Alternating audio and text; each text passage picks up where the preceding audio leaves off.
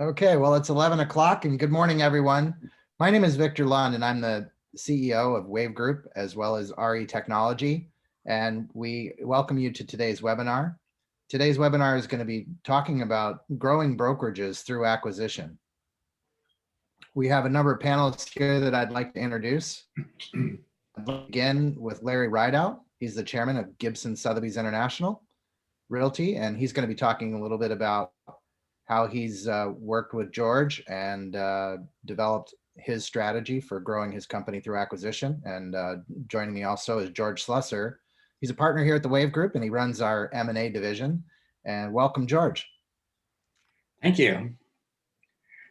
Welcome to all, and we appreciate you joining us. We're going to go pretty fast today. There's a whole lot of information that I wanted to try to cram into our short time together and give you an overview as best we can of the acquisition process. So let's get right started. So I believe there's 4 major areas to a successful strategy, and I made them easy to remember. I started them all with the letter C. There's culture, competency, cost, and commitment. And we're going to talk about all these today. But before we dig in too much further, I want to begin with a shared foundation. I often get asked, is it a merger or is it an acquisition? What's the difference? Almost every real estate merger you've read about in the last 30 years has been announced that Company A has merged with Company B. But no, it's not really true. A merger means Company A and Company B now should share ownership of the new entity, either 50-50 or some other percentage. And this does happen occasionally, but not very often. So I use the term merger a lot, and everyone does, because it's a nicer, gentler term. In reality, most all the transactions you're going to read about are really acquisitions. These words are used interchangeably, and I'll do that today, and wanted you to be aware of that.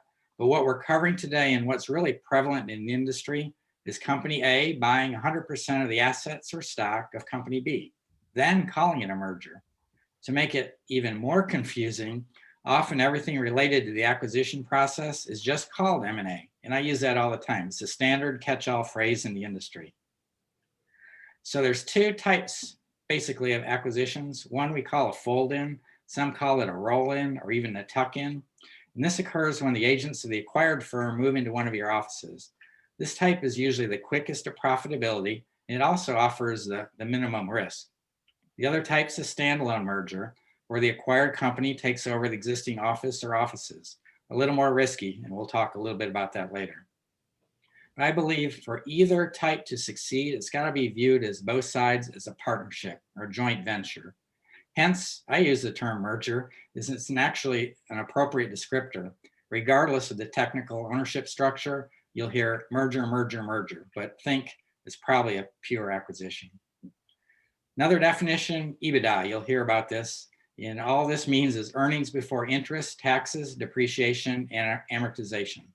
Some also use the term adjusted net income or some other derivative, but Ebitda is a term you'll hear most in discussing a firm's profits and the ones that I use. Next, there's the mysterious multiple. This really is just a number used to multiply Ebitda. That's all it is, to arrive at the purchase price, but much more on that later.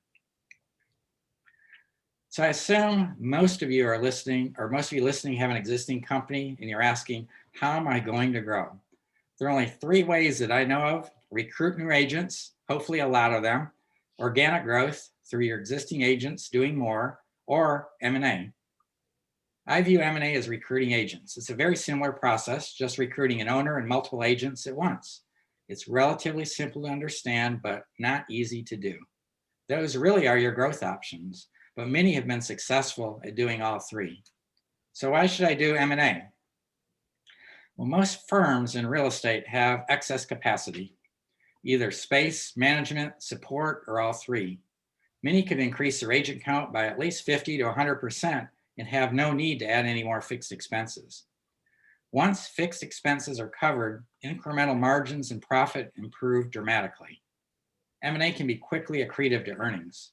You can add talent, management help, a trainer, expand your footprint, expand price points, or even product type. I believe agent loyalty can also be transferred if the assimilation is done well. Acquired agents are more loyal than pulling one agent at a time, typically out of a firm, because usually you have to do that by more compensation. I believe loyalty can be transferred in a well-done M&A. And a big plus not many consider is the former owner or owners. They can be really helpful from an experienced management help side. They could be the sales trainer, or many of them go back into personal production and are top producers. We'll start with competency, the first C. First step to doing an M&A strategy is really an honest internal assessment. The basic question you must answer is, do you have the management expertise that would persuade a seller to trust you to manage their agents? That's what you're doing. You're going to be managing their agents. Will they trust you? Do you have a location, tools, systems, a reputation or brand that would be attractive to others? What is your value proposition to your agents and clients? Are you an attractive landing spot for the seller, and why? Your offer will need to be more about the dollars only, because the agents will ask, how does this change affect me? Does it offer a better opportunity for my personal business? They'll be thinking, I have to change business cards anyway. Is this the best place to be? If you're not able to currently recruit agents well, I believe you'll be challenged. M&A will be harder in recruiting an entire company at once. So if you're good at recruiting agents, you can do M&As all day. Many in the industry view the M&A process primarily as a financial transaction. They assume if they pay the owner enough, they'll get the company, and the agents will willingly follow. This is not always the case. As I can tell you from experience, we call agents leaving early after the closing breakage. Breakage bad, just remember that. Minimizing agent defection is a key to a successful financial outcome for both the buyer and the seller. I view the financial step as the third most important component for a reason. Most M&A discussions and all the training that I've been through are all about the financial side. I believe the finances can be worked out with a reasonable and responsible seller if the culture, value proposition, and opportunity align well for the seller's agents. Wall Street-backed companies are able to pay a lot of cash up front. You hear of major acquisitions. They tend to make it more about a pure financial transition, then hope the agents come along. They can take more risks than most of us, but I believe it's a totally wrong approach. The majority of privately held company transactions are done with an earnout over 3 to 4 years. For the sellers to get their earnout, they must believe that you will run their company as well as, or probably better than they could. So you'll be well served in this process to spend more time recruiting the seller and their agents than debating a few basis points in the multiple. So we'll spend quite a bit of time on that today. Is the seller making a business decision or an emotional one? The answer to yes is yes to both. Selling a firm is often a very difficult emotional decision. Many have invested their life's work, thousands of dollars, and all their savings into the firm, or it might have even been passed down a generation or two. Sellers want to know, have they done the best thing for themselves, their legacy, their employees, and their agents? Although money is always important, and I don't want to discount that, rarely is it only about the money, though. Sellers still want to know what you and your team will offer them. So on your internal assessment of your team's abilities, you're going to look at your talent, your bandwidth, and your financial resources. But I also don't want you to discount an M&A just because you're weak in an area or two. I've seen buyers with not much more than a few cents and a lot of moxie persevere. They shared their enthusiasm, their work ethic, passion for the industry, and a vision of where they were going to take the combined companies, because a seller too wants to believe in the future. But what you want to do is to make it a combined future. Your commitment and passion are not easily faked. Always remember, from first contact onward with a potential seller, you're auditioning to lead the seller's agents. On to culture. Cultural compatibility to me is a deal maker or deal breaker. Who's your best candidate? Firms that are similar are the obvious choice. They don't need to be totally aligned, but the closer, the better the chance for success. So what does similar mean? The areas most difficult to overcome are large differences in compensation, support, or even the business model. It's much easier to integrate and retain agents when they feel they're moving to an improved situation, even if you just create the perception that it's better. It can be a better environment, management, support, tools, training, reputation, or even just straight compensation if that's all you offer. Acquired agents are typically predisposed to want to stay. Compatible size is important, I believe, on your first transaction. Assess what the size firm you could practically absorb and support successfully. For you, it may be 5 agents, 10 agents, or some 50 agents with multiple offices. I've worked with smaller companies acquiring much larger ones, but it's not usually the norm, nor is it easy to do. No matter the size, the real question is, can you integrate this firm into your culture? I'll give you an example. If you view your firm as a unified team, you hold many family gatherings, outings, you sing Kumbaya at weekly sales meetings, then all of a sudden you drop a group of agents in your office with the exact opposite mindset, maybe all lone wolves. They do a deal at any cost. You're not able to convert them. You could lose the culture you've created, or more importantly, many of your existing agents may leave. On the positive side, there is a positive side. The culture or work ethic that the new agent brings in might be positive motivators. So you want to take the best of both cultures when you blend companies. This is why I believe that cultural compatibility is the #1 must-have for a successful transaction. Even if you significantly overpay for a company, if the agents stay, are productive, and enhance your team, it'll be a very successful transaction for you financially. Compatibility also addresses what you would do with a combined company's value proposition. It's especially important with large acquisitions to take a deep dive into evaluating the tools and services that are offered. You need to let the seller know their ideas and systems will be looked at closely. It's important for this process. You can decide to pick the best between the two firms, a real opportunity for your upgrade. This is an important trust building exercise that mega firms won't do, but you can.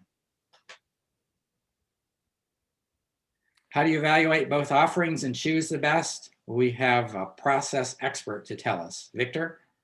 Thanks, George. And that was a really nice introduction. I think it lays a strong foundation for the types of constructs that we work with when we're supporting firms with growing through acquisition. You know, some of the things that we like to focus on, and this has been the historical record for WAV Group, is really assessing how the business operates and what the operational tools are. And that means, you know, all the client-facing applications as well as the company-facing applications.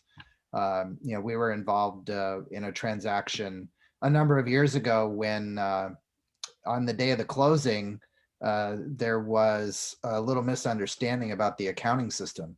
And the acquirer found out that day that they were about to purchase a company whose accounting system would be going away. And it was a pretty big firm. So some of these things are very important and to be thoughtful of when you are looking at making an acquisition. So you want to understand what technology tools and services are most important to the company that you're acquiring. Agents believe that technology sells real estate, even though most brokers understand that it doesn't. But if you have a particular product or service that you really, that the company you're acquiring is really sort of structured around, you're going to have to take a serious look at that and understand, you know, how you might run it in parallel, or how you might sunset it over time, or, you know, how you might be able to introduce tools and services that you have in your company today to maybe come over the top of that. So I think it's really important that you do an audit of all the applications that a company is using. It's pretty easy through the M&A process of discovery to go into, you know, the company's accounting system and run a record of all software that they're purchasing and just, you know, identify pretty specifically which ones they are. You probably want to go even deeper than that and look into the contracts. There's a lot of contract terms will vary. So, and often it's the case that a large firm will be able to negotiate better pricing and better contract terms when they're acquiring smaller companies who don't have the luxury of size to negotiate more effectively. I think training is a really important thing. A lot of the small to mid-sized businesses lack formal training. Often it falls on the burden of or shoulders of the managers. So you need to understand how training works, and if they're key individuals that are providing that training, and making sure that you bring them along through the trade. And then, you know, understanding how they market themselves and how your marketing aligns. A lot of agents will choose a brokerage firm because of their marketing and technology tools. So be super careful to make sure that whatever you're buying is going to be something that you're going to continue to support, or you're going to migrate them onto something that's even more impressive. And the last thing is support. Real estate agents love customer support, and whether that's support that comes from the management team or support that's technical support or otherwise, make sure you have all that buttoned up. So that's those are the technology and operations type things that you should consider, and I'll just pass it back to George. Thank you, Victor. Very, very well said. So one last item on culture, that change is difficult for all of us, but especially so for sellers. They're turning over their life's work to someone else. So you have to be sensitive, understand, and empathize. And I want you to know there'll be ups and downs with this transaction, and they may not be fact-based or even reasonable. It's such a life-changing decision for the seller that it's going to be up to you to make them believe that you're on their side. So culture is critical to this as well. And we'll talk about cost next, because this is usually the first question a potential seller will ask always. And how do you respond? So I always respond, especially in the first few meetings, I really have no idea what the offer will be. I can tell them about the process, but I can't even make an educated guess. And so tell them in broad terms of what the approach is going to be. But what I want you to realize is that you need to know the reasons for selling a real estate firm.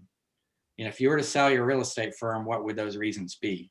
But there's 4 or 5 that are legitimate. It could be retirement, could be they don't like the management side, they made more as an agent, they're tired of the hassle, there's partnership issues that potentially will cause someone to sell a real estate firm. But for most real estate sales, it's financial. And I don't mean they're not making money, but what I've always said is they're not making enough money for the time and energy spent. So don't assume they're a bad company or they're not making considerable profits. They might be, but they're usually not making enough money for the time and energy spent. So that is a reason for selling a real estate firm. But what I like to note is there's a difference between the reason for selling, which is usually financial, and the motivation that will cause them to sell. And that's what you'll need to find out. What would cause them to sell the firm at this time, but most importantly to you? So there's some phrases that I use to find out. And first you have to engage them into even agreeing to consider an opportunity. So here's the dialogue that's something like I usually use.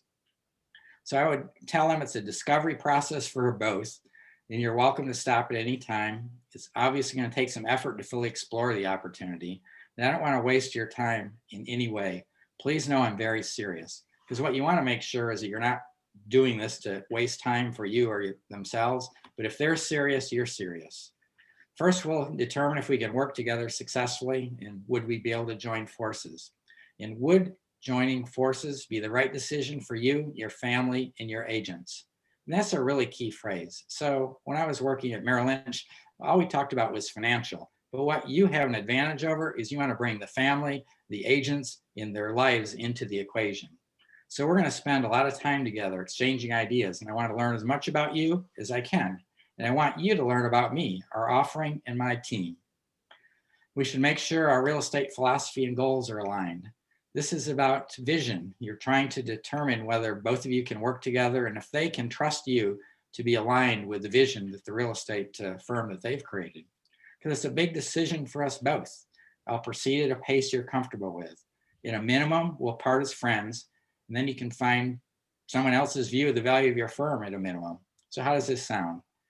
I always try to refer to this as a process, and we're always leading to a conclusion. And you're always leading to next meeting. So if you can get through meeting 1, then you want to get to meeting 2, to meeting 3, and it could take 5 meetings, it could take 15 meetings, but the process is worth it. Because what we're after is that we need to help them, and it's important to find a problem to solve. What you're looking for is what the seller will do next in their life and career. And that problem could be owning their existing company, which is holding them back. So the opportunity is for you to help them get to their next chapter as quickly and easily as possible. You're going to do a whole lot bigger dive than the Wall Street companies, because you don't want to have to pay the multiples and the prices that the Wall Street companies are doing. So what I have done a lot of transactions with is just this one question. If you're not the owner of your company, what would you be doing instead? So all of you can answer this, hopefully, but here's what I hear. is I made more money as an agent. I'd be doing personal production. It's very common. Your best agent ever can be a former owner that knows how hard your job is. I've heard I'd like to retire. I want to go to Florida, Alaska. I've heard sail around the world. Or I want to retire in a few years, but I'm not sure how, or I'm ready to retire. I've also heard I'd like to do something specific.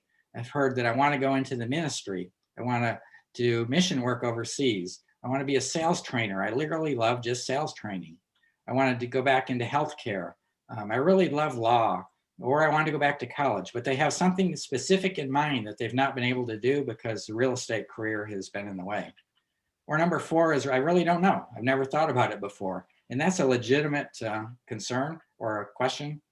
But in many times, the next meeting, they'll have thought about it. But it also gets them thinking that there's an option and there may be a path forward to them. So I believe if you can get them to answer this question, if you're not the owner of your company, you're just going to go so much further in your discussions. And if sometimes I'll even follow up, what would your spouse or significant other say if they were asked?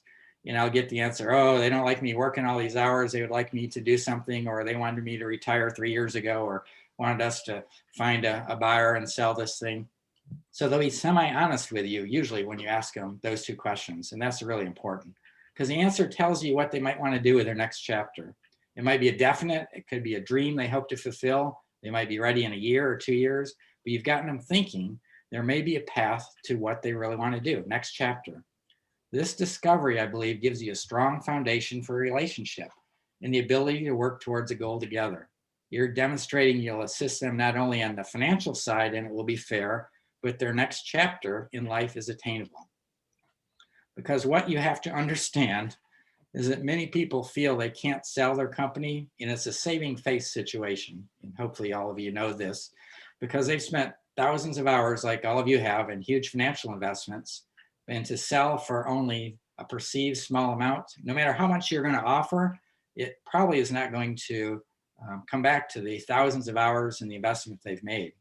They look personally at the investment that their family has made and not the opportunity cost of not selling now. If they're able to sell now, you have to convince them that their accomplishments to date have not been a failure in any way. They're the springboard to their future. They need to be perceived as success to themselves and their family and their community. So your job is to give them the ability to say to their family, this is a great opportunity. I got a very generous price, one I couldn't resist, great opportunity for the staff and agents. And I now have the ability to do X, what I've wanted to do for a long time. And you can help them get there. And to me, this has been the most successful part of small acquisitions, private company acquisitions, is finding a joint venture opportunity to help them to get where they want to be. They may want to be a top producer again. They may want to be a sales manager for you. They may want to leave totally. But what you have is now a track because you found out what the real motivation is. So how much can I pay? The seller's P&L, rarely reflects true earnings and almost never reflects the true earnings. So people will look at their P&L and say, I've made this, but in reality, it's not. So I believe the easiest and best approach is to have a third party conduct the valuation. I believe that if this is done well, it's collaborative and totally transparent. And then what you're trying to do is get both sides to agree on what the true adjusted earnings are. And it's easier for a third party to explain the process to the seller and why their adjusted Ebitda is X and not 4X.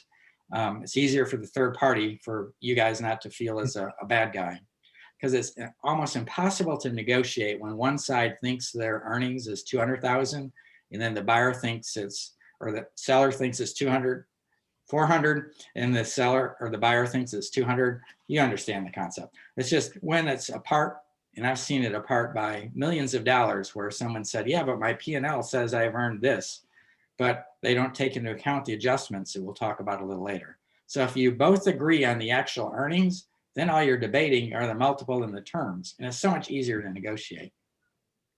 And how do you get to that? So it's really a valuation should normalize the earnings. And we're not going to go deep into that, but some of the reasons that the P&L don't show what the actual earnings are is a lot of times the owner's commissions are either left totally in or they're taken out. The owners aren't paid a management salary. The personal expenses could be in there. They may not be paying any rent. A lot of times you'll have work being performed with no compensation. So they may have a spouse or someone doing all the accounting and there's no compensation in there for that. But on a benefit of the seller, it can go the other way. So there could be compensation for no work performed. And that's okay in small private companies. There's many times there's children or spouses, relatives on the payroll that aren't doing a whole lot. And that's to the benefit of the seller. So it really takes someone that's been through a lot of adjustments to go through a financial statement and really look which is favorable to the seller and which is favorable to the buyer. So I think it's always good to get a third party to do that. And there's a lot of good groups out there, ours being the best. So how is the multiple defined? So at WAV Group, we use a proprietary algorithm. So it's not pulled from AIR. Many people think that, oh, you just pull that from AIR or other places. But we really look at geographic market can affect it. There may be a slightly higher multiple in Boston over Birmingham because people are more desirous to be in that particular market. If you have great market share, you can get a premium. Your historical numbers, if you have quality of earnings, we always like to look at companies that have a nice mix so that they don't have two agents that are 50% of the production of the company. It's a much higher risk. Look at the quality of the management team. The franchise or affiliation, this can either help you or not help you, depending on the remaining time or terms of the agreement or how specific it is. On the other hand, it could help you if people want that particular affiliation in that particular market. And most importantly, the size, the GCI, and the sales volume are critical. So the larger the GCI, typically the larger the profits and the margins. But what we look at specifically is Ebitda. So when you normalize everything, it comes down to Ebitda, and those with the better margins, those with the better company dollar retentions get a premium. And that's how a multiple is decided. Because what you're going to have to do is that you're going to have to maximize value for both sides. And for you as a private company trying to buy and you don't want to pay all cash, it needs to be a shared risk. And we need to educate the sellers on that because a purchase price is really about the terms. You can almost put any price out there, and if the terms are fair and appropriate and risk adjusted, you'll be okay. The more favorable the terms, typically, and that's in the terms of earnout. Earnout could go 2 years, it could go 3 years, it could go 5 years, but that's usually the largest potential purchase price for the seller. So if there's a more favorable terms for the buyer, the seller is going to share in the risk, but they're also going to achieve the highest purchase price. But if they want more cash and a quick earnout, usually means less potential for the seller. So they cash out early at a lower purchase price. So when you're talking multiples, that's an important component, but it's also extremely important to talk terms, because if you don't talk terms with multiple or purchase price, you're missing one of the three big components. So always of current interest, what are the current multiples? If you're a buyer, you want the multiple to start with a 3. And if you're a seller, you want it to start with a 4. I will tell you, most concluded transactions in the last 6 months are in the 3s. And that's because of the fear, I think, of the last 12 months or the last 15 months, how sustainable that is. And so typically some buyers will go back 3 years and look at earnings. Some will go back 1 year, some will go back 12 months. But the last 12 months have been so exceptionally good that it sort of brought the multiples down in most of the markets that we're seeing. The higher the GCI and margins, obviously the better the multiple. So determine if an acquisition makes good sense for you. I suggest you create a 3-year pro forma and cash flow projection. And that's important because you have to take into account the contingency payments. Are you going to be able to cash flow those? You'll have hopefully potential synergies. And those could be that you take the HR in-house, or you have the accounting because you have access capacity. You're able to put 7 agents into an existing space. So there will be synergies, but you don't want to forget transition and startup expenses because those can be significant. I always do a best case, worst case, and a most likely case before making the go, no-go decision. and maybe Larry will address this, but some of the best decisions owners have made that I've worked with getting to this long process is that you decide not to do the acquisition. This is just, it's too much, and either the culture doesn't fit quite right or the price has just gotten too excessive, and you've got to be able to say no. Those are the best decisions and many times that you ever make. And it's very emotional for the buyer as well, because you've done all this work and gotten to know, and should I do this or not? But you really need to make it a business decision. And lastly, we'll go quickly, but commitment.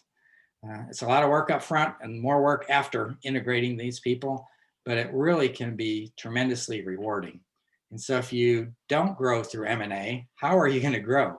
And so I believe that M&A is an incredibly good strategy to grow. And I want to get to Larry, so you can read the summary of what we've talked about, and I'm sorry we've gone so fast, but there's a lot of M&A advisory experience in the industry, so don't be afraid to ask for help. There's always a consistent process that occurs in every transaction. It may take 2 months, it could take 2 years from beginning to end, but it's always the same. And I don't want you to give up on a transaction that makes good business sense, because it's just a timing issue typically with the seller, rather than a no or a never. So you have a huge advantage, I believe, over the mega firms if you take the time to understand the seller's needs and wants. You've got to guide them to the next chapter. You treat them with respect, empathy, offer a fair purchase price, and the return can be truly decades, and I mean decades, of financial benefit from the acquired firm. Utilizing an M&A strategy has been the foundation for most all firms in our industry. All the large firms have grown through M&A for a reason. It's because it works. So now you're in for a real treat. We have Larry Rideout with us, and Larry and his partner, Paul McGann, and their wonderful team have grown their company through the trifecta, as I call it. They have recruited well, they've done great with organic growth in M&A, and now they're one of the finest and I believe largest companies in the country. And so today we're going to discuss his M&A strategy. So Larry, welcome. Hello, George. Hello, Victor. How are you? We're doing great. Thanks for having me today. Yeah, thank you for being with us. So let's start out. Did all that sound pretty straightforward to you, Larry? It did. But I always say I thank God I have George and Victor out there to really calm through the numbers and all of those things. And you know, one of the things I'll say before I start, you hear the calmness in George Slusser's voice. That's so critical. We've used him on many of our bigger acquisitions, and he keeps everything on an even keel because it's a hugely emotional transaction. And to have someone in that third party coming in calmly, talking through the challenging moments is so critical in terms of trying to get to the finish line. Oh, thank you, Larry. That wasn't even on the question list. Yeah, you know, I appreciate you doing that. That's very nice of you. Well, tell us a little bit about yourself and the company. Sure. Just to give you a quick history. I started out in 1984 as a real estate agent with Century 21, and eventually I became a manager of the company's 4 offices. And then in 1995, I joined a HFS, which is now Realty, and they were acquiring franchises. They acquired Century 21. That's how I ended up with them. And then they acquired Coldwell Banker and ERA, and on and on. I kind of moved up through the ranks, and in 2006, I left there as a senior vice president of franchise sales. So I had all the brands in 1/3 of the country that I covered, and so I got a vast education. I guess I was fortunate in the sense that I got the MBA in merger acquisitions, I guess, in terms of what we had to accomplish there. So that was a good thing for me. So in 2006, my partner Paul McGann and I acquired a little independent in the South End. A little being, you know, it's all relative, I guess, but it was a 55 agent company doing about 250 million in sales volume. And we went there with the idea that we were going to grow this thing, and we were going to do it through mergers and acquisitions and recruiting, which is also a very, very critical component, but it's not the topic of today, so we won't have that too much of a conversation on that.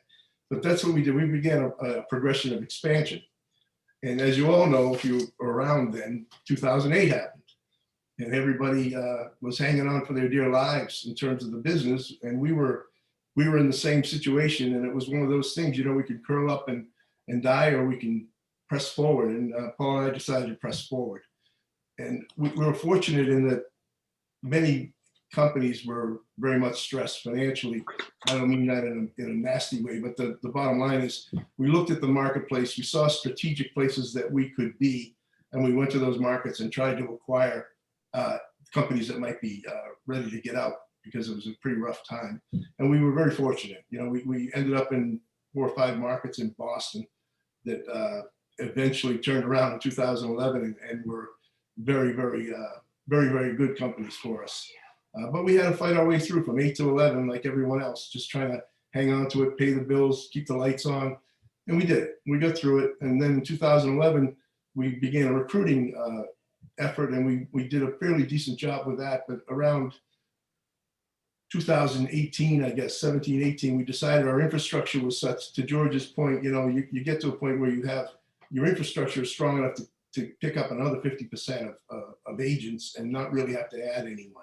And we felt like we were there. So in 2018, we began the process again, only with some bigger companies. And that's where, and George and I have known each other for years because we both were in Realty together.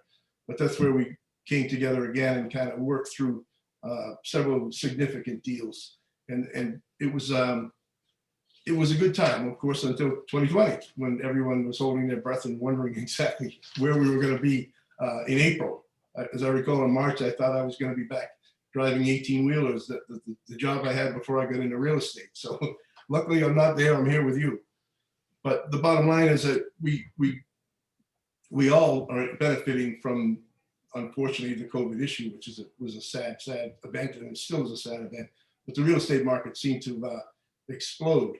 And we were fortunate in that we had made some acquisitions that put us in what we call the right footprint, the right marketplace. And that's kind of where we were and where we are today. We're, just so you know, we have 24 offices, 400 agents, and we closed $3 billion in sales volume last year. Amazing. So well. So tell us sort of the size of the companies that you have acquired and how many. Well, over the course of, since 2006, I was looking at, it looks like we did 15 merger acquisitions or roll-ins. Since 18, I think we've done 5. And the last 5 were the most significant. They were for one thing, they were in the right places. You know, again, there's some of the questions we'll answer going down. You'll see the reason we did this, but we ended up doing 5 of them since 2018, and they have been the most significant impact on our business. Yeah, no doubt. So what's your usual process, Larry? Well, you know, what we do, and you know, you touched on a lot of it from the detail perspective, but I can talk about it from the street perspective. Culture is extremely important to us. The company has to fit our culture. And why do I know that? Because we had several companies that didn't work out, and it was because we skipped over that one step, and we realized how critical that is to us. You need to, you know, if you're looking at the strategy of it, you need to meet often with your potential acquisition. Often you have to be in, because it puts you in many different situations, stressful situations, fun times, talking about their company and what they believe in and how they feel, how they see the future. It's critical to me. One of the critical things for me, and in the last 3, I've had just that. The seller was more concerned about how his agents were going to be when this happened. It wasn't about the money. It wasn't about how he would end up and where he was going. And when someone goes in that direction, I'm very attracted to that company, because I too believe that my agents they're my family. So I want to take care of them. And if I get the sense that person has that same feeling, then I'm very attracted to try to make that transaction happen. Let me ask. Make us make decisions, George, feeder markets. You know, before we go anywhere, we don't just willy-nilly go and try to buy a company. It has to fit a certain criteria. They have to be a feeder market for my existing company. Essentially, if everything that I'm going to say, it has to be an advantage to my existing company and my agents, or I don't know why I would do it. Because all it's going to do is take away from my existing company if they don't fit and they don't give us a feeder market. A gateway market, that's critical. And the last acquisition was a gateway market. They were contiguous to our company, but what struck us was the fact that they opened up 5 more communities for us. They were operating in 5 communities that we weren't touching. So now all of a sudden I have 5 more communities that we're active in, and that was a huge plus for us. and the referral opportunity. I always have to say that, and you see my name on there if you ever want to send anything to Boston or Eastern Massachusetts, here we are. But the referral activity is critical, very critical, because first, the in-house referral opportunity. With 24 offices, our agents can refer to each other, and it keeps it in-house and it keeps it very profitable. And secondarily, you get a brand, or you get some. I'm fortunate to have the Sotheby brand. We utilize that to its full advantage across the world. And the new companies generally don't have that network. And when we introduce that, it's a mind blower for them, because it's that passive income that they weren't anticipating that all of a sudden they're a part of. So when do you know if an acquisition's been successful or not? Yeah, it's interesting, and that's being around for a while. I guess one of the things, I'm just trying to find my spot here. For me, I'm just going to talk. For me, to be successful, the breakage has to be at a minimum. You know, and breakage, and George referenced that. That's people staying with you. And where that's critical is there's a process called the onboarding process, which has to be in place. It has to be detailed. You have to practice. I have a leadership team that when we buy a company, we go in and we're in there. We have someone in there every day for the 60 to 90 days. And the reason for that is there's a lot of questions, a lot of concerns. When we do the announcement, we practice the announcement. We talk to the company we're buying. We talk to the owner. He or she has to have her heart in this, and they have to see that, your agents, because if the agents don't see that that they believe what they're doing is right, that thing starts off on the wrong foot immediately. So for me, that part of it is the onboarding part is so critical, and it's a detail. You know, we have an onboarding process that is very detailed, and we practice it, and we've done it 15 times, so it's very strong. But it's something you really have to have before you start trying to acquire a company. And then there's a rule of thumb for me, and George has never heard this, so I apologize now. But you know, by the fifth, you know, we pay generally quarterly, and we pay over 3 years to 5 years. To George's point, by the fifth quarter that you're paying, the bulk of that money should be coming from the company you acquired, from their company dollar. If you've done it right and set the numbers right, and that's where you rely on the WAV Group and George. If the numbers are right, by the fifth payment, we should be paying right out of their checkbook, essentially, and it becomes a company that carries itself, and we get the incremental advantage beyond that. And those are the things I look for when I think about if we had done something successful. Yeah. That's very, very, very good advice all around. So I know you've acquired different brands, different models, and you sort of touched on this, you know, what's critical to a successful integration. But any other thoughts on merging the cultures?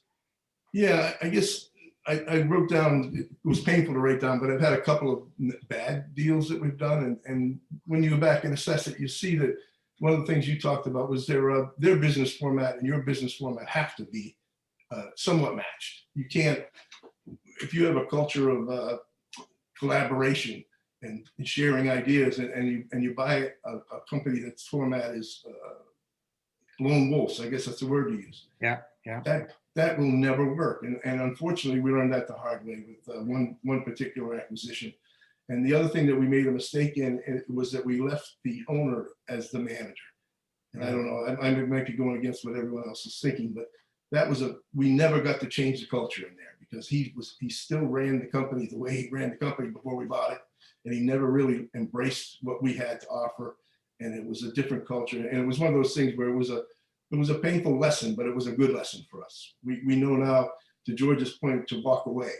I'm never afraid to quit in the middle of a deal and say, you know, this isn't gonna work. So that happened. We bought one that had a fairly not a good image, and we thought we'd go in there and be the savior and change the world. And it's very hard to change when you go in and you're starting from below ground zero. And that's another time that I won't get involved with that any longer in terms of those potential acquisitions. Good advice. So what additional advice, just someone starting out with an M&A strategy, what would you tell them to do? I think the hardest thing I'm going to say is that you need to look in the mirror. You know, if you want to go out and grow, your image is the critical piece that anybody is going to be attracted to. And if, you know, to George's point, if you're not good at recruiting, then what you got to do is look in the mirror and figure out how to become good at recruiting, how to become someone that every other company looks at and says, you know, I'd love to be a part of that operation.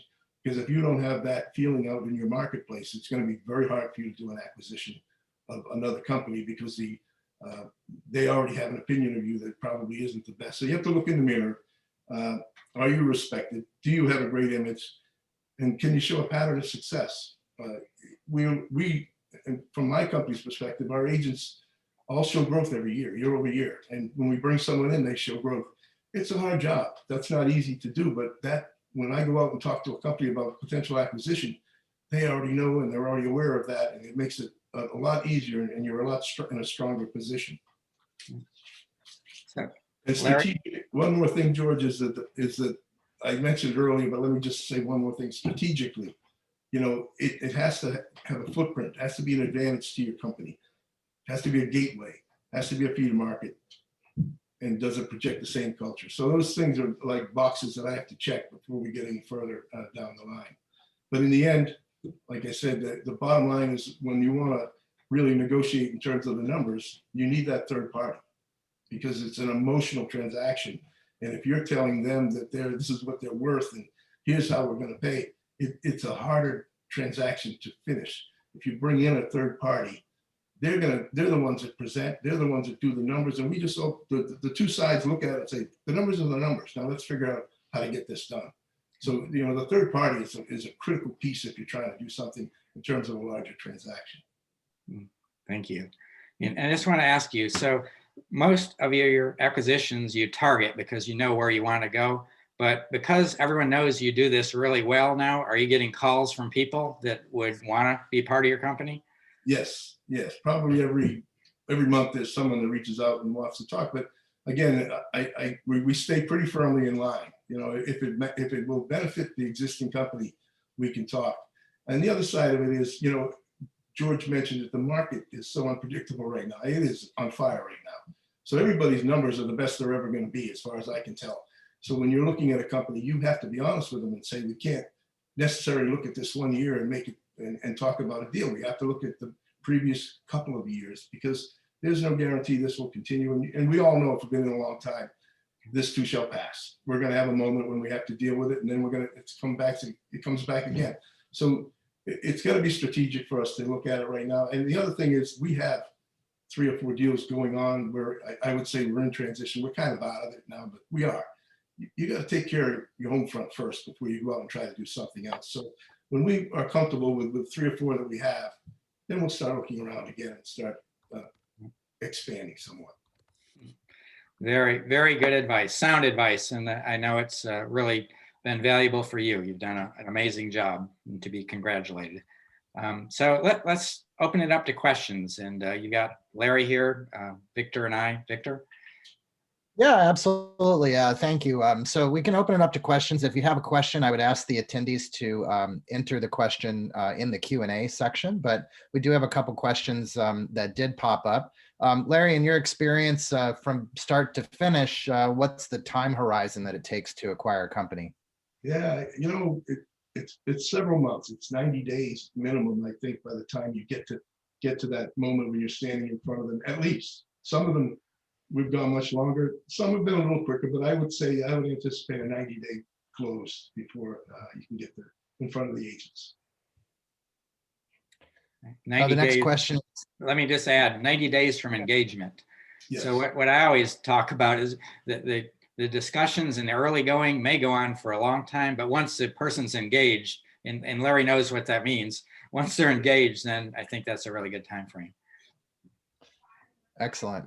The next question is regarding technology. So do you use applications like Teradata's Brokermetrics product or any of these other data analytical products where you kind of look into the MLS and make assumptions about what kind of profitability or what kind of size a company is, just looking at those types of records? This is for either panelist. Yeah, Larry?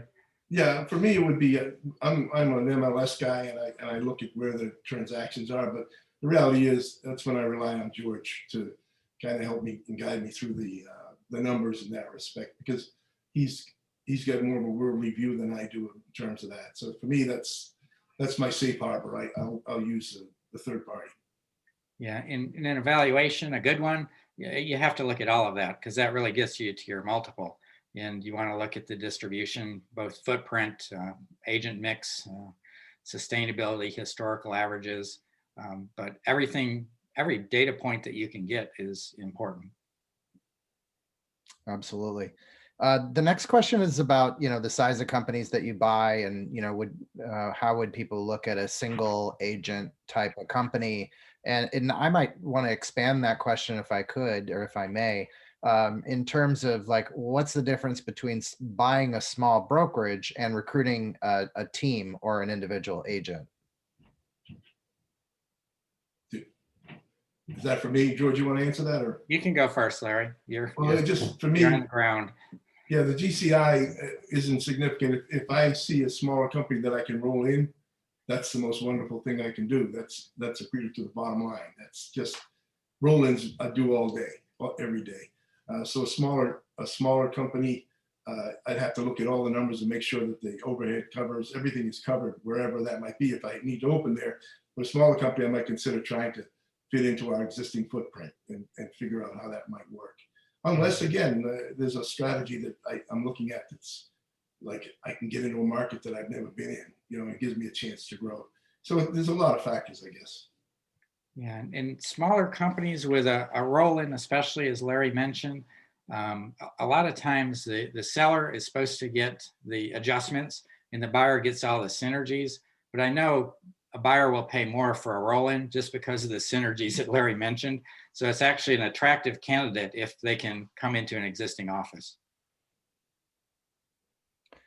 So there's a couple questions here about GCI, and George, you and I have had this conversation many times with firms when we do valuations, and just so everyone knows, evaluation is something that's it's a good habit for a business owner to get into. It you can bring us in and we can just tell you what we think your company is worth, whether you're positioned to buy or sell or not.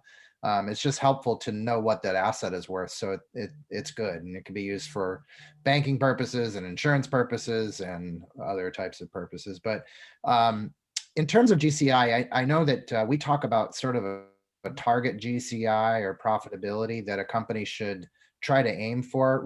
What kind of GCIs do you find to be sort of attractive or alluring versus not very attractive and not very alluring? We'll just give this to George, and then Larry, if you want to pile onto that, you're welcome to do so. Sure. Yeah, so if it's within the footprint, as we were talking, I think GCI could be incredibly low because they can roll into the existing footprint. So people will have different targets or different thoughts if it's outside their footprint, but if they want to go into an additional market, if it's major market thing, you're probably looking at 2 million or above, I would think, to open an existing office in a market or a company that has some semblance of that together, depending on the markets that you're at. And then the margins are looking for. It really would love to have, company dollar retention that is in excess of 20%. Really difficult when it gets below 20% to make it attractive as a standalone. If there's roll-in opportunities or synergy opportunities, it's okay. But that would be my thought. If you're going to be a standalone, it would be a couple million, but everything's off the table if it's a roll-in type thing. Larry? No, you're right on the numbers there. It's all about at that point, you have to check the numbers. If it's a smaller company, that it has to work. If it isn't a roll-in, if it's a roll-in, it will work. But if not, it has to work because there's an amount of dollars that you're going to put into every company that you acquire, and there needs to be a return on that investment. Yeah, because the seller will look at, this is the money I'm going to get, but the buyer is going to have to invest an incredible amount of money for business cards and signs and changeover and website. And there's a lot of expenses that go in from a buyer standpoint, as Larry said, to make the integration work. Because you can't ask a sales agent that's just been merged over to buy new cards or buy new brochures or to buy new signs, because that's just going to cause them to leave.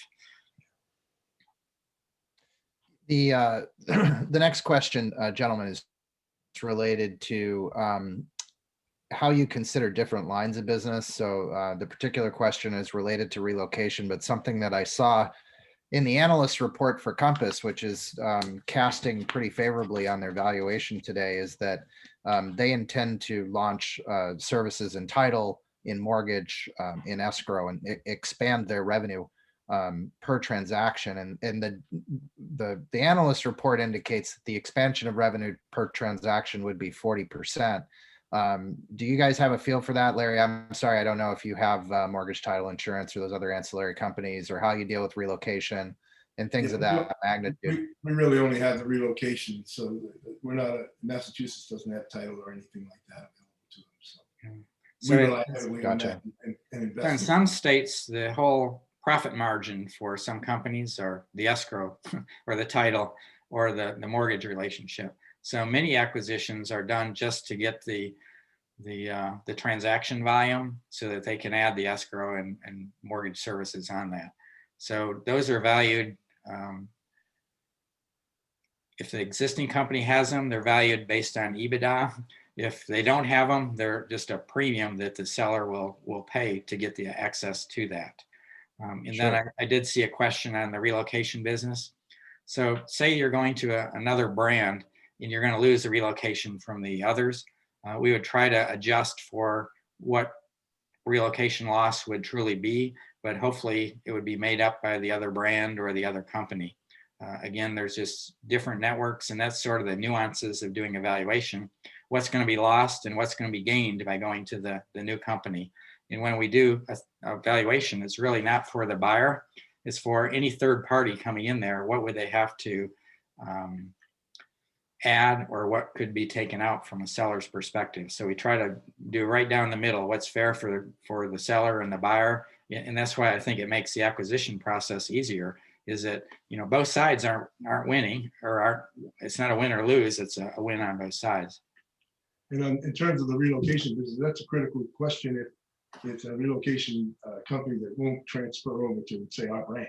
So we have to all be aware of that. And at the presentation in the onboarding, we have to understand that that's going to be a concern for an agent, and figure out an answer for that, and be able to sell the value of potentially losing this, but you're going to gain this, have the numbers at hand. So those kind of things come out in all those conversations. We realize, oh boy, something's going away. We have to figure out how we backfill that. And we have to figure out how to explain it so that the agent understands they're not going to lose. As a matter of fact, we're going to try to make them win. Yeah, that's it's one of the things that George and I have been encountering recently. So some of the indie brokers who are members of something like leading real estate companies of the world, and they've got a strong referral network, or obviously Realogy's alignment with Cardis, where I don't know if you're one of the Cardis participants, Larry, but certainly if you know that you might pick up that relocation business for one of those national networks in a given area, or be able to tow that in, puts the buyer in a much stronger position. George, are you seeing valuations vary by independent versus franchise? And if so, can you just share a little bit about what kind of optics you're seeing on that? Yeah, they do vary, and they can vary good or bad.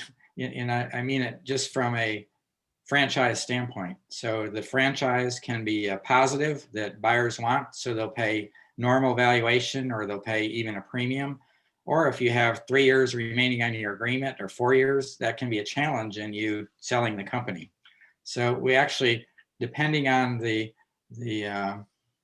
time remaining on the agreements, usually the valuation is for continuing in the franchise, or not continuing in the franchise if it's close. And typically the pool of buyers is going to be more if you're not in a franchise. So I don't mean to bemoan franchises, because I think they're amazing and have been in all my life. But the pool of buyers is limited. If you have a Century 21 franchise that has 4 years remaining, then you're typically only going to have a Century 21 buyer out there is available to you. So both good and bad with franchises. But if you have a Sotheby's in Boston, then that's an actual premium. So it can go both ways. You're going to say glass is half full or half empty, depending on how you look at it. Yeah. Yeah. Do you guys want to talk a little bit about some of the franchise programs that support their franchisees at growing through acquisition? Is that something you guys? I can speak. Yeah, go ahead. I don't know if George is very familiar with it as well, so he can certainly talk about it. But there is from the Realty perspective, they are very pro growth, and they will work with you. If you have an opportunity and you're in a Realty brand, make sure you bring in that franchise sales director or someone like that to chat with you, because they might be able to help you on the front end in terms of dollars to get in the door. And that's really a huge help. And we've worked with a number of other brands that are even non-Realty brands, but the franchises as a whole really like the M&A opportunity. And so they'll either participate with incentives or actual money in many cases to help you do M&As. Both they'll do some training, but the money part is what you're looking for. And typically they'll help. There's a question here about private equity firms, and maybe I'll just answer that question. So there have been some private equity firms. In fact, Compass is an example of a private equity backed company who recently went, is on a big growth spurt. I think their goal is to add between 2,000 and 4,000 agents this year, which I think is either between 10 and 20% growth. I think they're around 20,000, 16 to 20,000 agents. So yeah, they definitely have private equity coming in to help them acquire businesses and to continue their growth. And I haven't seen a lot of that. Mostly private equity is interested in firms that are already sort of operating at scale, usually a business that would have $20 million in income or greater. That's kind of the sweet spot for private equity, or where you merge, where you go from private venture capital to private equity seems to be right around that number. But do you guys have any reflections on the role of private equity in M&A strategy? Go ahead, George. So yeah, as Victor said, there is private equity in the markets, and I think there'll be more going forward in the future. But my whole presentation was really how to compete against those guys, because they're going to throw money at it. They want to grow fast. They're just going to make it a very quick transaction from a growth standpoint. And so I do think you can compete really well. I wouldn't be afraid of those guys, because the ones that they buy, you probably wouldn't have a shot at acquiring anyway. A question I have for Larry is, when you're considering an acquisition, do you put a budget in place for it? Yes. Do you say, hey, I'm going to invest X number of dollars, whether we win or lose, in making sure that we give this opportunity a chance to be successful? What kind of numbers do you look at, and how do they vary by the size of acquisition? What we have to do is we look very hard at the existing expenses, and then we figure out what's going to cost more. What else are we going to have to add? And we create that budget, and then we try to stay within that budget as best we can. You can't predict everything, but it usually works out. And again, that's a conversation that we have with the third party. The knowledge is there. I don't try to have all the knowledge. I just want to absorb it. Attaboy. George, what would you tell someone to budget if they determine that they'd like to go and start purchasing companies? All relative to size. Again, you can actually do it pretty easily as far as cost standpoint. You can get valuations done, for $3,500 on almost any size company. Larger ones a little bit more than that. Some people may be higher or lower, but that's what we charge. And so you can do all the sweat equity yourselves. You could get a valuation done and really not have to spend any more money getting up to the closing. And then obviously what Larry's talking about is budgeting for the actual transition costs and kickoff expenses and all of that. And it's all relative to size. So. Excellent. Well, we're right here at the top of the hour. I want to thank both of our panelists. George, excellent job. And Larry, you're very gracious with your time. And I really appreciate all your contributions to the industry and answering all of our questions and sharing your story. It's remarkable. So thank you very much. And really appreciate everyone being on today's webinar. We will be doing a webinar on the buy side of transactions. The date for that is set, but we will absolutely send everybody who came to today's webinar an invitation to that, and we hope to see you again soon. So thank you very much. We're signing off. Thank you. This has been delightful. Thank you. Thank you.